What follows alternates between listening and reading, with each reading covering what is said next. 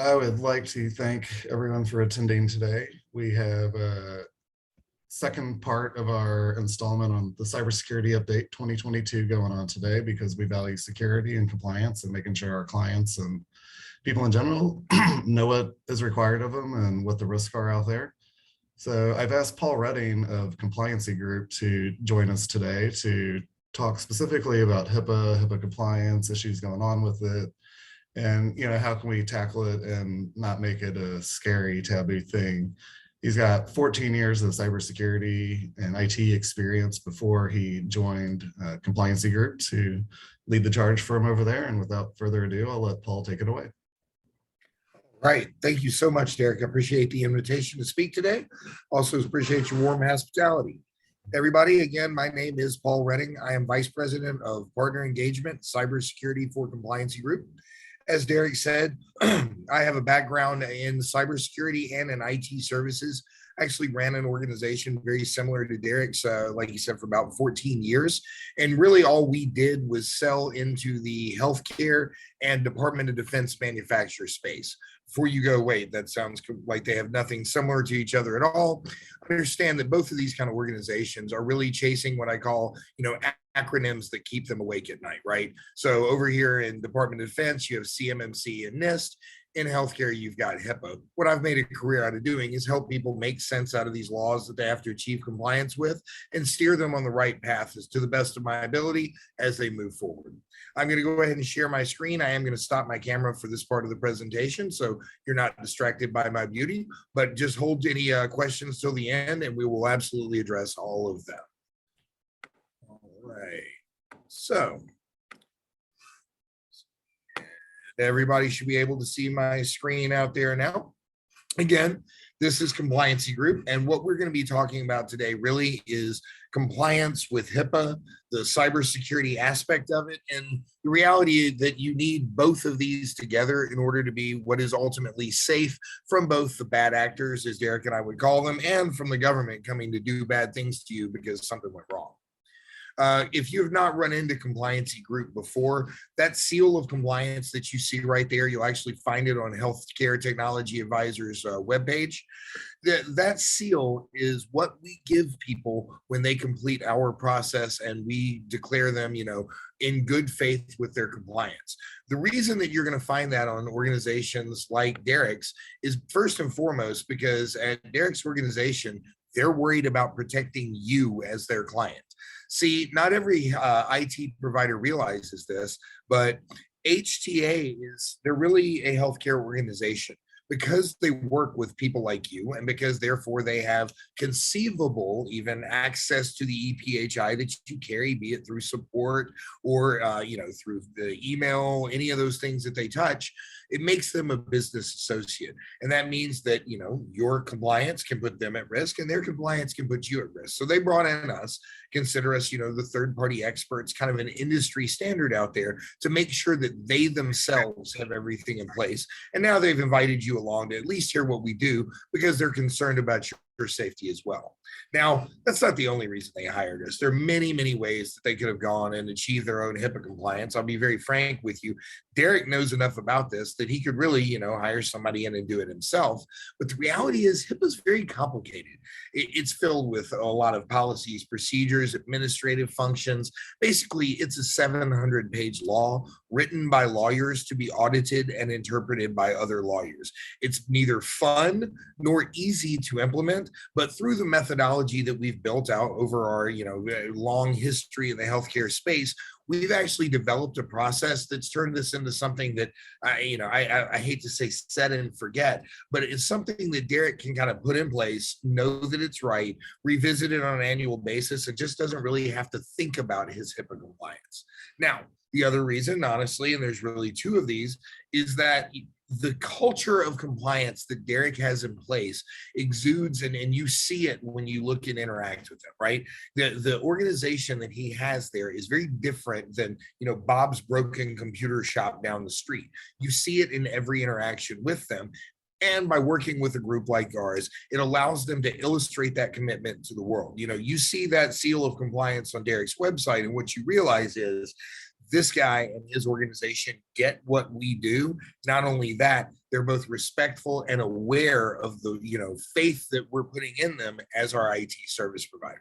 So that's probably the biggest reasons that he brought me in today to talk to you guys, is because we help them illustrate their commitment to your community, and in so doing, we're here to protect both you and them. Now, again, if you haven't run into us before, I'll just give kind of a quick, high level overview of who we are. Compliancy Group is nobody new to the space. We were actually founded way back in 2005. And back then, believe it or not, we were actually HIPAA auditors. Okay. So a typical client of Compliancy Groups in 2005 was Kaiser Permanente. LA County was a client, Tennessee Department of Health, where I live. All these organizations were very large, think, billion-dollar organizations that would hire Compliancy Group to come in, audit them, tell them everything that was wrong. And what would happen is we would go away, come back a year later to do it again, and believe it or not, everything was still wrong. In fact, even when we gave them what we considered a decent roadmap, hey, look, this is the audit we did. These are all the things that are wrong. This is our recommendations on what you do to fix it. They just couldn't, no matter how sophisticated the organization was, they couldn't get their hands around where to start, how to begin in this process, and what was really important to achieve. So founders of Compliancy Group built a tool.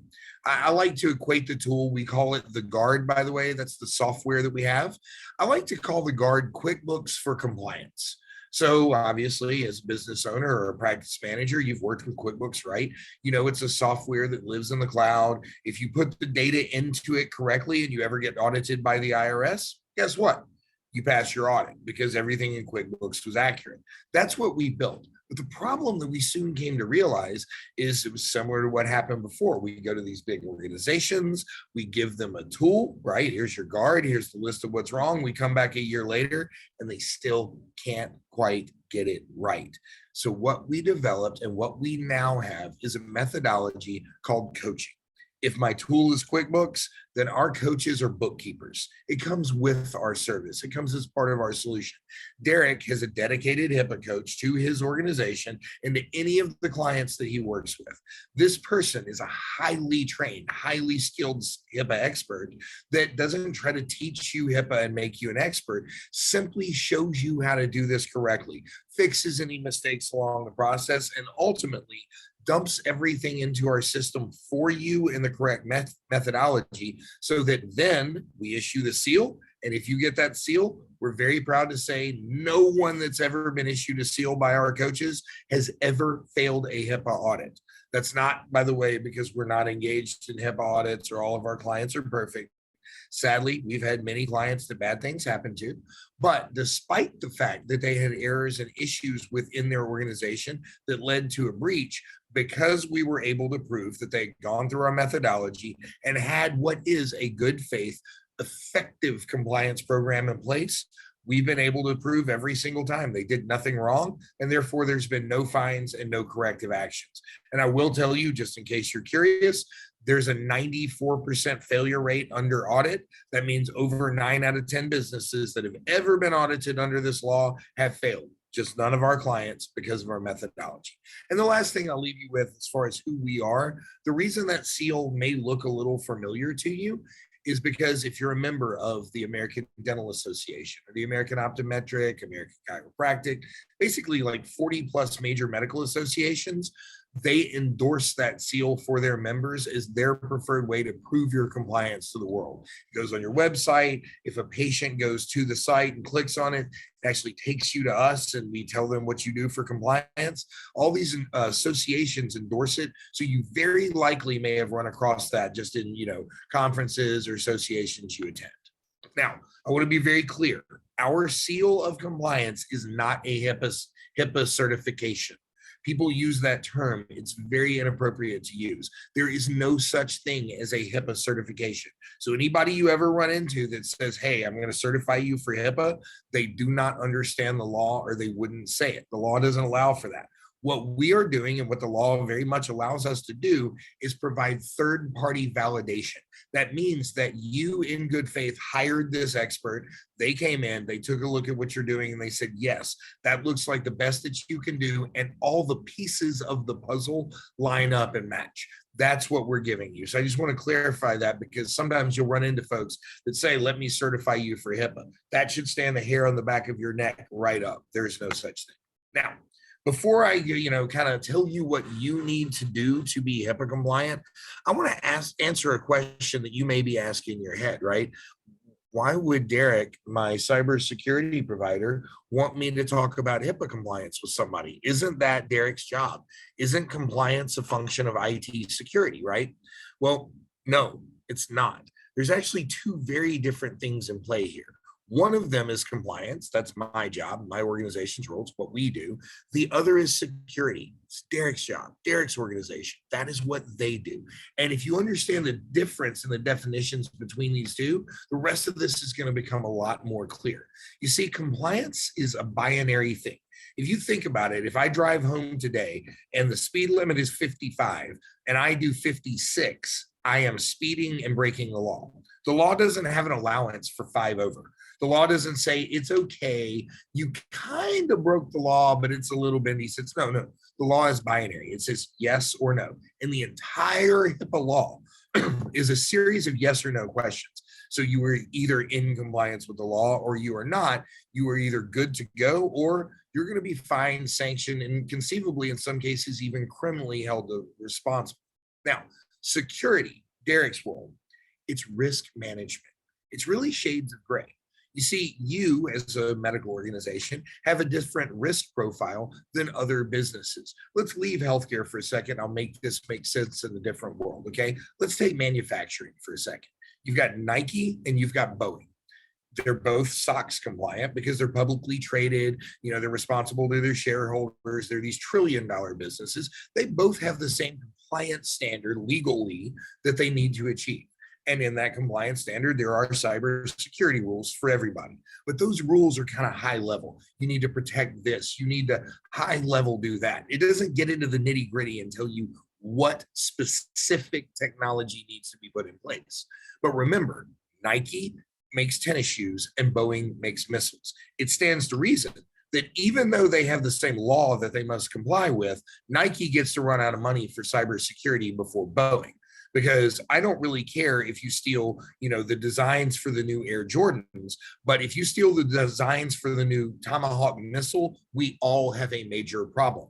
That is because the risk profile of Boeing is higher than the risk profile of Nike. So you see, compliance says identify your risk and address your risk. Security is how you actually do that in practicality, and it's constrained by things like your budget. Let's be fair, you guys out there and they're watching this probably don't have the same amount of money that either Nike or Boeing has to throw at cybersecurity, but it's also constrained by things like your ability to deploy the technology or what you think would be effective in your organization. So which one of these gets you, perfectly safe, right? Which one of these says you can just go to bed tonight and know that this medical practice that you've built over all of these years is not going to have some catastrophic thing happen while you're sleeping, right? Well, it takes both. You see, what you as a practice owner or manager are looking for is safety. You want that feeling that, hey, look, I don't really understand the cybersecurity side. I don't really understand the legal side. I just don't want to be taken to task for something I didn't know, or worse, have some kind of hacker come in here and steal all my stuff, right? You see, compliance mandates security. It's all a part of the same puzzle. Somebody asked me the other day, because I live, with one foot in each of these worlds. So I'm doing a conference and somebody raises their hand and say, Paul, so which one's more important, compliance or security? Folks, that is like asking me which one is more important, my house or the foundation. The foundation of compliance is security, but that doesn't make all the doors and windows and the roof, right? If you want to be completely protected from all of the elements, not just, fall through into the muddy ground below, then you need the security as a foundation. You must build on that culture of compliance, the way that Derek's organization, for example, has. Now, I told you in the beginning, HIPAA is a 700-page law. It's no fun. And I'm not going to sit here and try to teach it to you in the next, 15 to 20 minutes that I've got your attention today. It wouldn't be fair to you, and it would be absolutely miserable for me. What I will tell you is that, like all compliance standards, okay, HIPAA is really at its core just a couple of rules. In fact, in HIPAA, there are only three. There is the privacy rule, the security rule, and the omnibus rule.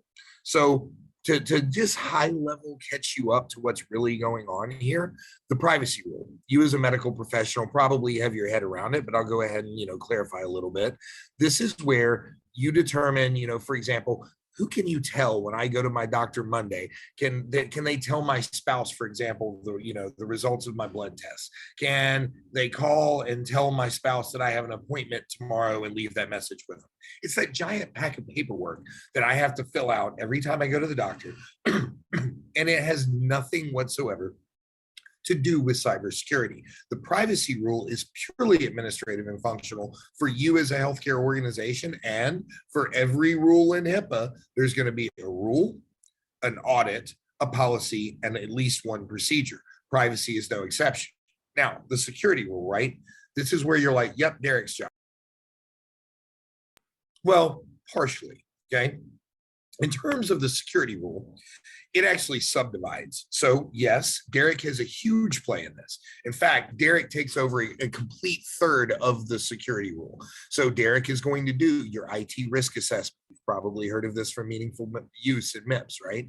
Derek's going to do what's called an asset audit that says, where are you putting your EPHI? Is it on a computer, on a phone, in the cloud, whatever?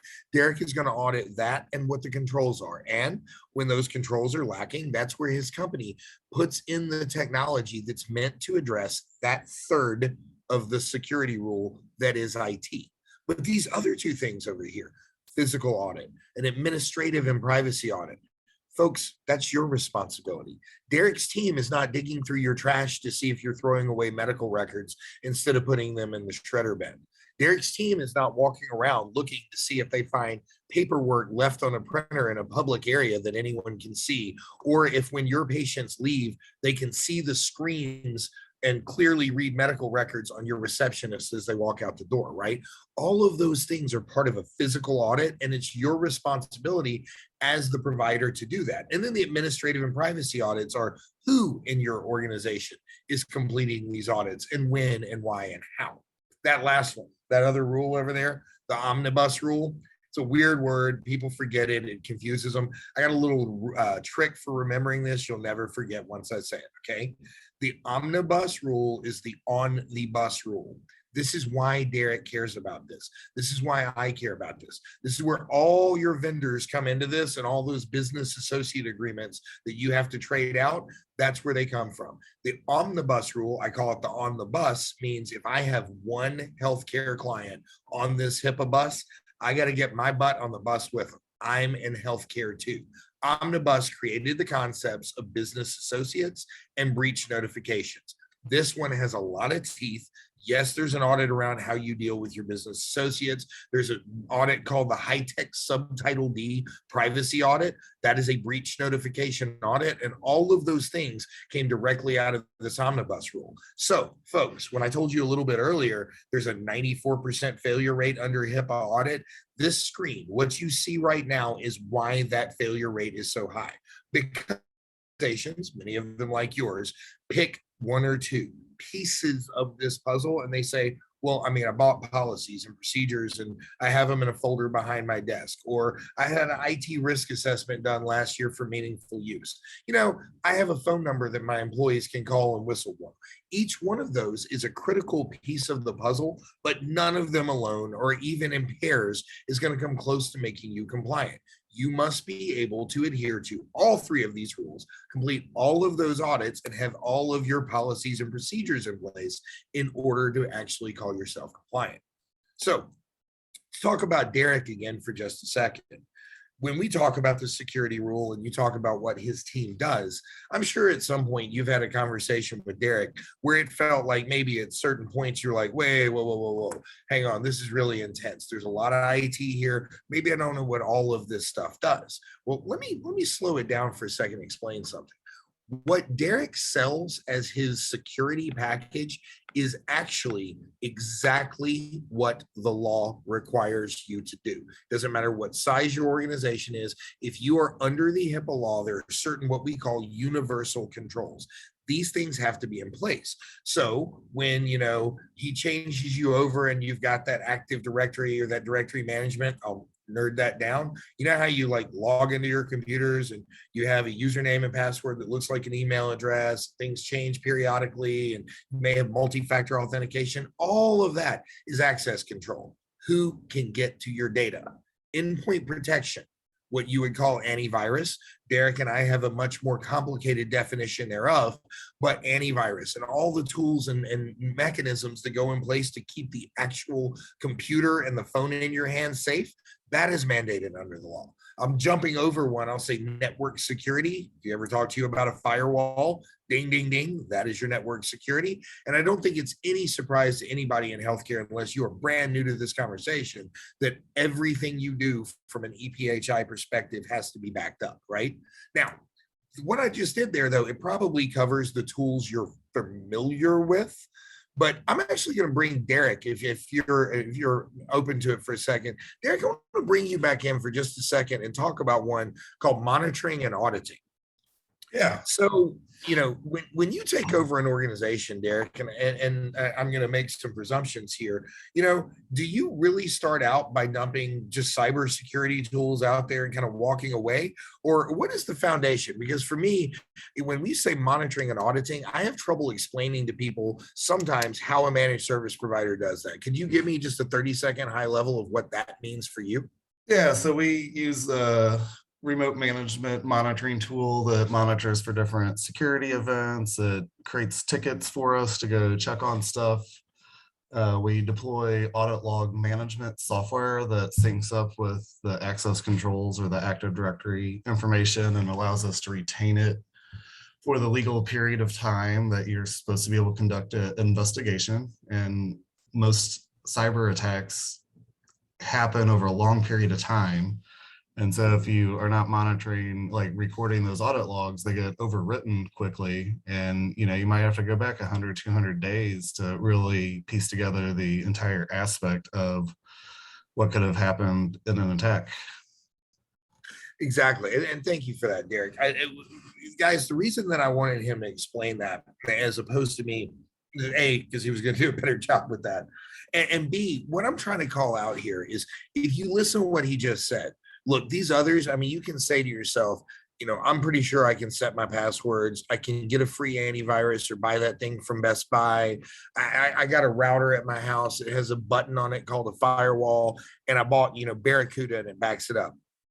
All that sounds lovely. Folks, the expectation of the Health and Human Services and OCR is that if something happens, you can tell them who did it, how it happened, how long it took, and what actually took place, okay? I hate to say this, but there's not a consumer tool out there that gives you the level of control that you need over these computer systems to be able to achieve that. The reality is that either you need some pretty significant IT understanding to be able to accomplish what Derek just said, or this is one of those things I'll underline, the extreme need in the healthcare space for organizations like Derek's, for the third-party IT provider, because it would be, there are many things. Look, I can put a bandage on my wound. Heck, if I break my arm, I can probably make myself a sling, but I can't make myself a cast. I can't reset the bone. I can't even do the x-ray to tell me if it was broken. So, if you want to think about self-serve computer security service in 2022, it's kind of like trying to set your own bone and make your own cast in the woods, right? Like, I don't have any experience doing it, but I understand the concepts. That's another place that people fall down hugely, and it leads to massive breaches. And worse, when you have the breach and the auditor comes in and says, well, great, just show me how this happened. You're like, what, huh? That is something that a lot of people miss on, and I think it's critically important to call out. So all of these controls, as we said, Derek's going to get, this is the cybersecurity portion of the security rule. You're all good to go. Everything's secure, but you're still not compliant. Understand, if you don't get anything else out of this entire meeting today, Compliance is a business problem. It is not an IT problem. It is an organizational issue. Yes, there are IT controls that must be in place. Yes, there is security that must be in place. But believe it or not, and I'm doing an air quotes here, soft side of compliance is where most of your fines, most of your problems, and most of your administrative action comes from. The soft side, if you want to call it that, are the assessments, the actual audits. And remember what I just told you. There's not just an IT audit. There's actually 6 total audits that you as a healthcare organization have to do every single year. For every audit, there is a policy. For every policy, there is a procedure. So there are a series of policies and procedures. And remember, I just said you have to do the audits every year. That means you must review your policies and procedures on at least an annual basis and make sure not only are they still accurate and up to date with the law, but that your organization is actually doing this stuff. One of the smartest people I've ever met was the CISO for the Undersecretary of Defense for the United States. And at one point she said to me, a policy you are not following is nothing but a list of things I should fine you for. Think about that for a second.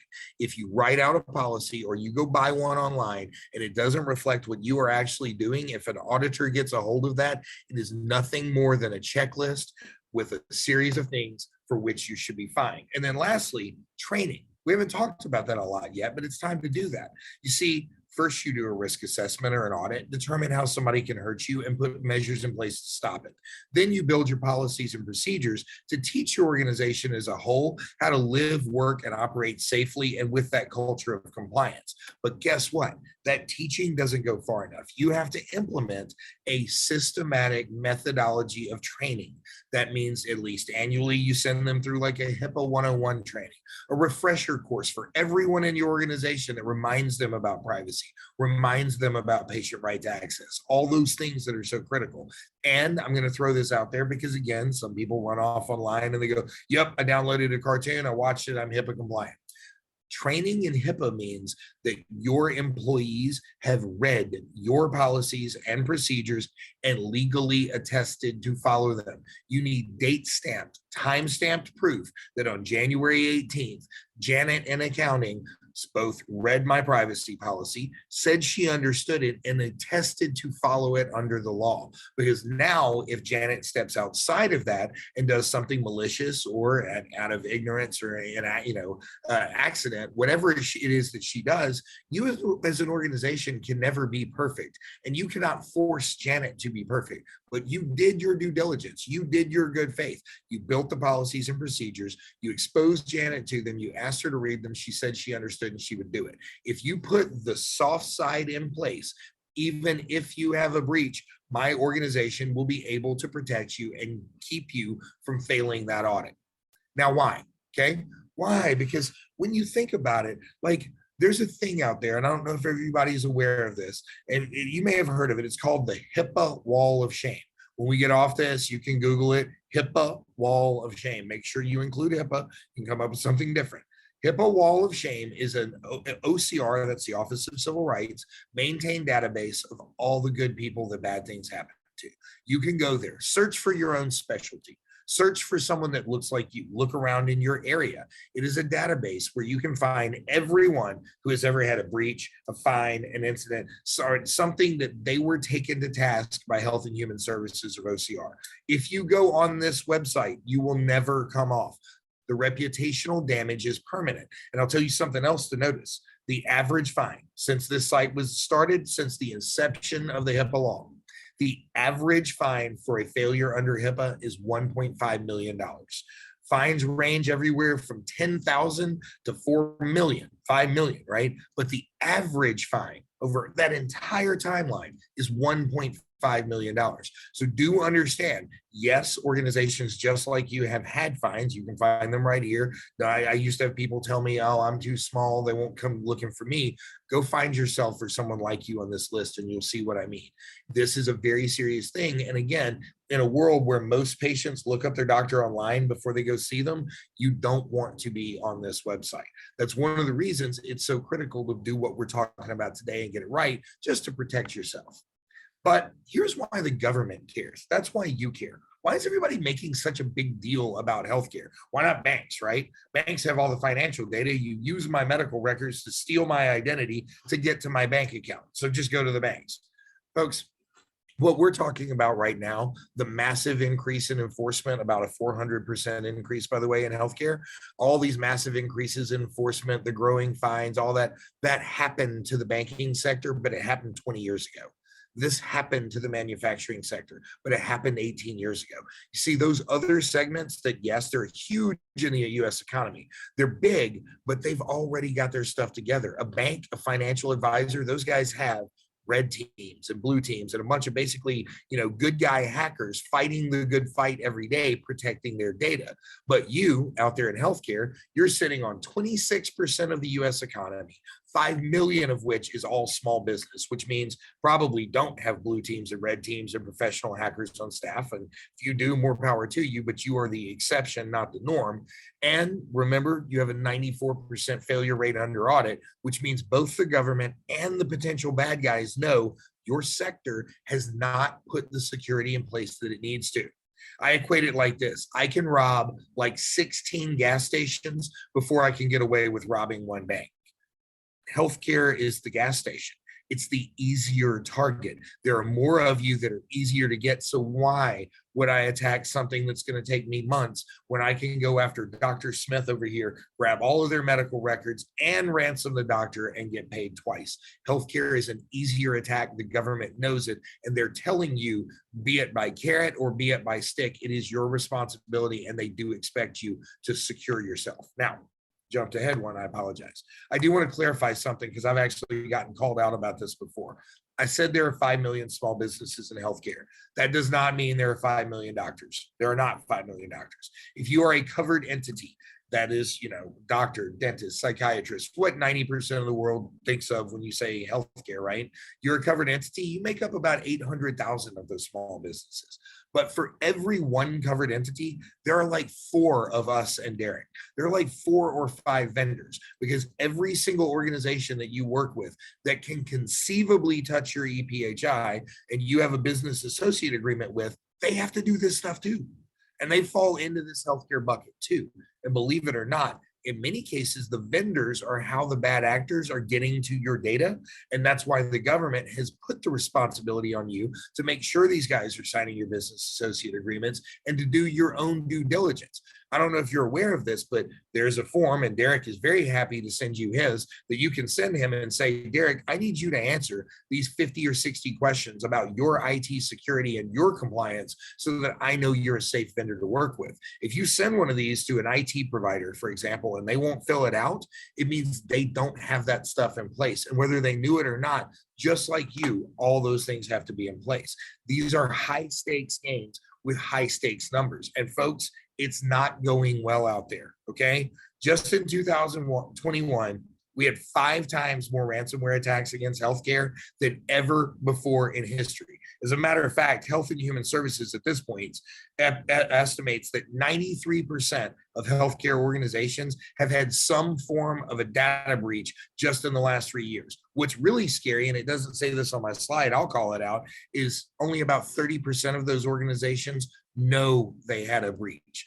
The small guy that doesn't have that monitoring, logging, and auditing that Derek was just talking about, if you don't have that stuff in place, this can happen to you and you don't even know. And they literally live off of you like a parasite, pulling away from you gradually over time, constantly bleeding you. It's a very common thing.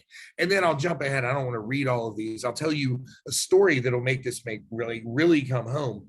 It's not just about stealing data anymore. It's not just about the money. We actually had, during the middle of the pandemic, and the worst part of it, a hospital in LA was targeted by ransomware. They shut the entire hospital down. They actually encrypted all the data everywhere throughout the EHR. During that time, that hospital had to start rejecting critical care patients. They had to start sending critical care patients to hospitals in Los Angeles County, far away. If you've ever been to LA, you realize 5 miles can take 3 hours. People literally died on their way to the hospital because of a ransomware attack. That type of attack is called a killware attack. And when you have a killware attack, the purpose in the attack is not actually to steal your data. It's to damage American infrastructure and hurt us because they got to your data. These are some other statistics. Again, I won't read them all. The one I'll call out is the third one here that says worse. 30% of organizations that have had any form of a breach or ransomware attack were forced to drop jobs, literally lay people off, fire them, lower their workforce. It damaged their organization so badly that it kind of hobbled them coming out of a ransomware attack. So yes, the patient data was stolen, and that's critical and terrible, but you as an organization can be irreparably damaged because one of these attacks happened to you. And again, because of the high statistical failure rate in the healthcare space, the crosshairs are right on you as an organization. That again is why Derek brought us in today, to not scare the crap out of you. This isn't, fear, urgency, and doubt time, but to give you a very real review of the situation, to say, hey, you need to understand there is a war and you are a potential target in that war. Now, it doesn't take a hacker to be the only way that something really terrible can happen in HIPAA. All these seem like, it's pretty simple. Patient right to access. And if you're familiar with this as a medical provider, I hope you are, you should be. You have 30 days from the time that I ask you for a medical record to get that to me. You can only charge me a very moderate and reasonable fee for any, time or effort you have to put into this. And you don't get to give me a bunch of excuses like, oh, I don't know, my building burned down. It's going to take me 65 days because I had bad backups. None of that works for Health and Human Services. As a matter of fact, all of these fines were issued on the same day.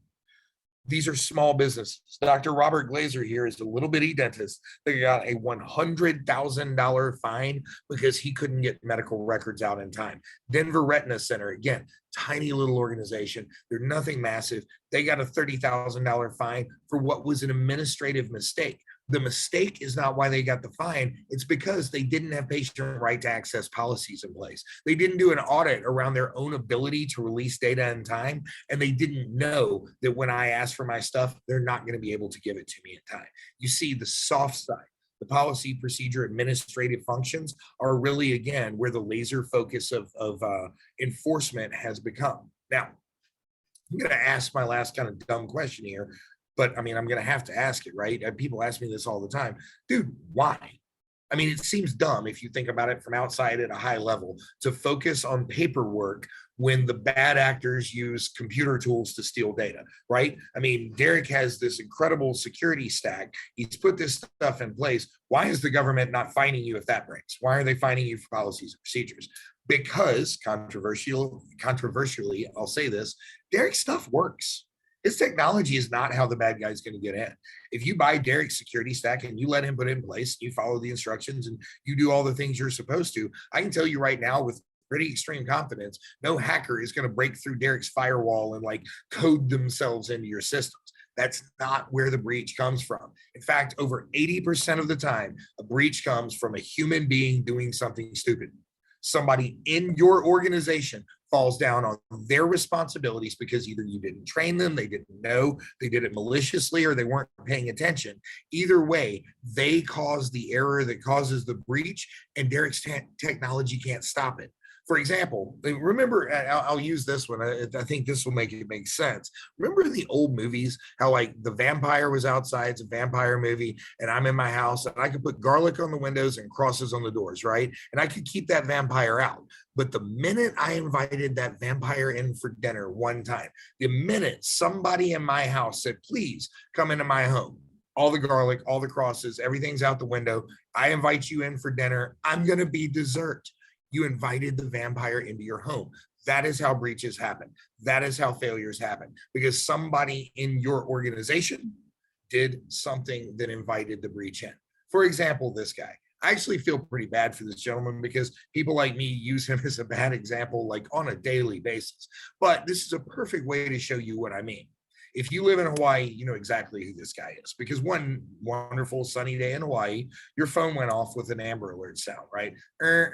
You look down, the first thing it said is, this is not a drill. The second thing it said is, North Korea has launched a nuclear attack against Hawaii, and you have 9 minutes before it hits. People are hiding under desks, texting their mom goodbye. It was a travesty. People are terrified. But it wasn't real. North Korea didn't launch any nukes, and it wasn't a real hack. You see, somebody got into the Hawaii Emergency Management Agency software and they sent out that notification. But it wasn't hard for them to do because this guy was the director of the Hawaii Emergency Management Agency. He was so proud of his role, in fact, that he took a picture, this one you see here, and this was his Facebook profile. And that is his password stuck on his monitor right behind it. In fact, if you look even more closely at the picture on the left, on that bottom right monitor, there's another password stuck on it. Folks, I don't need to hack you if you give me your username and password to the Hawaii Emergency Management Agency system and post it to Facebook. What we call script kiddies, you know, a kid in a hoodie in his mom's basement can get in if you give them the username and password. So which part of Derek's technology failed here? Where did the IT team fall down and make this capable of happening, right? They didn't. There's no technology in the world that stops this. But I'll tell you what would have saved them. HIPAA, just the soft side. You see, if I'm your security director, if I'm your compliance officer, and I work in that organization, I do risk assessments, but not just the IT. Derek is doing his IT risk assessment. I got to do the physical assessment. I would have walked past that person's desk and seen that notepad sticking there and grabbed that sticker off and looked at it and said, dude, what is this? Do you realize there's a policy that you are in violation of and a procedure for using the proper credentials that you're not following? Here, buddy, let's go get you trained. Let's show you how to do your job safely so that something terrible doesn't happen to us. You see, folks, HIPAA wasn't something that was put in place to punish you for trying to help people in medicine. HIPAA was put in place because without effective assessments, policies, procedures, internal communication and training, without those things, you are simply incapable of protecting the critical data that I, as a patient, am entrusting you with. You're not capable of protecting your own business because all you did, it's like at your house, all you did is lock the doors. There's no alarm. You don't have homeowner's insurance. You don't have any of those things. You think that a door lock is the only thing that's going to be needed to protect you. All of us know that's not true. Why do we think it's true with our medical practice and HIPAA? Why do we think that IT alone is going to save us when we know if IT is the foundation, I still don't have doors, walls, and window? That's where we all come back together. This is the place where my organization, Derek's organization together can really help you. You see, I have people ask at this point, what's my takeaway? What do I do here? How do I get started? It all begins with a risk assessment, guys. At the beginning, you have to look at your entire organization, not just your IT, and figure out essentially how can somebody help you, how they hurt you. I mean, how can they get in? What are the damages that can be done? And what do we do to protect it? I don't care if you're in healthcare or you make boxes for a living, looking at your organization and figuring out how somebody can hurt you and what you can do to protect them is never a bad idea.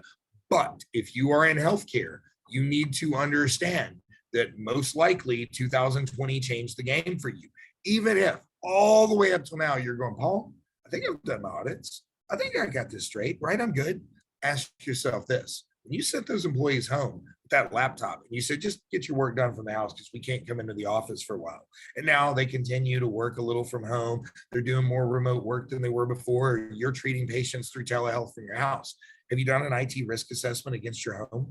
Have you done an IT risk assessment against your employees' home environments? And by the way, no, I'm not suggesting that Derek has to send a van to everybody's house. There's a privacy, there's a way to do a remote risk assessment for employees that will absolutely keep their privacy sacrosanct. You won't have Derek digging through their wife's Amazon, shopping cart, but you do have a responsibility to do some form of due diligence against those home environments. And if you haven't done it, you haven't done all your audits, even if you were pretty sure you were good at your office. Those are the kind of things that trip people up and lead to that massive failure rate we're talking about. And those are the kind of things that we as Compliancy Group have been built to keep you from falling into. Those holes, those pitfalls, those things where I did a little bit, but I didn't do it all. I got a policy here, I did a little training, but I didn't train on the policy. I did an audit for IT, but I didn't do my high-tech Subtitle D privacy audit. All of those things put you at extreme risk. What we are, who we are, what we do for Derek and organizations just like yours, we call it our AIM methodology. We help you achieve, illustrate, and maintain your compliance. We are going to do all of your audits. We're going to help you remediate all of the gaps, not just the IT gaps. We will build all of your policies and procedures. We will document all of this for you and train all of your employees. And yes, we will keep and provide time-stamped and date-stamped attestations from all of those people. We also maintain your business associate agreements and manage that vendor due diligence that I'm sure, almost assured you're not doing. And then lastly, if something bad happens and you're one of those good people that gets caught in the crossfire, included in our service is audit response. I've told you twice that nobody that we work with has ever failed an audit. Now I'm going to tell you why. Because if you work with us and Derek, if you come on board with our platform, we're going to turn HIPAA into something that's only going to take you a couple of hours a year. Experts like us are going to do all the rest of it through the entire process, making it not your problem. But most importantly, if you get audited, it's still not your problem. Your only response is, hey, we work with Compliancy Group. Please accept this from them. We provide audit response, including a $100,000 policy to cover anything like forensics or any kind of damages done and anything that the government requires you to do in preparation for audit. And I will remind you, because we don't tell you to answer, because we provide all the documentation, and because we will not give you that seal of compliance until we know you are compliant, we have never, ever had a client fail an audit. Please, reach out to us. Talk to Derek. We would love to sit down with you on an individual basis and just do a completely free assessment of where you are today, what your compliance program looks like right now, and what collectively we and your partners here with Derek can actually help you do. Thank you very much. And Derek, I'm going to hand that right back over to you, sir. All right. Thank you for the talk, Paul. It was really helpful. And I've been doing this quite a long time. And, it's just nice the way you brought it all together, laid it out. So yeah, we're here. We're happy to help you with anything you need. And yeah, that's a wrap for today. We'll be doing our next cybersecurity update here in around a month. Take care, guys. Awesome. Thanks, guys. Appreciate your time and attention. Have a great day. Bye.